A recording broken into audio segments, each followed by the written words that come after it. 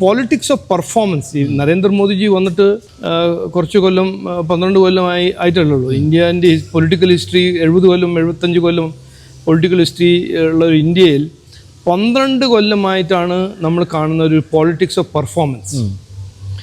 അപ്പോൾ ഒരു രാഷ്ട്രീയക്കാരൻ എന്ത് ചെയ്തു എന്ന് പറയാനും അതിന് അദ്ദേഹത്തിനെ ചോദിക്കാൻ ഒരു രാഷ്ട്രീയ സംസ്കാരം ഇപ്പോഴാണ് നമ്മൾ കാണുന്നത്.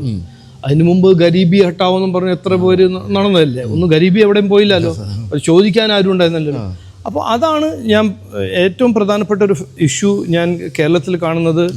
ഒരു പഴയ ലെഗസി രാഷ്ട്രീയം, അത് ജനങ്ങൾക്ക് വേണ്ടി ഒന്നും ചെയ്യേണ്ട, പക്ഷേ ഇലക്ഷൻ്റെ ഒരു 10-15 ദിവസം മുമ്പേ ഒരു വിവാദം സൃഷ്ടിക്കുക, ജനങ്ങളെ ശ്രദ്ധ തിരിച്ച് അവരെ വോട്ട് നേടുക, എന്തും പറയുക, എന്നിട്ട് 10 കൊല്ലം 5 കൊല്ലം ജനങ്ങൾ അത് സഹിക്കുക, കുട്ടികളെല്ലാം പുറത്തു പോവുക. നമ്മളെ ടാലൻറ്റഡ് കുട്ടികളെല്ലാവരും പുറത്തല്ല പോകുന്നത്.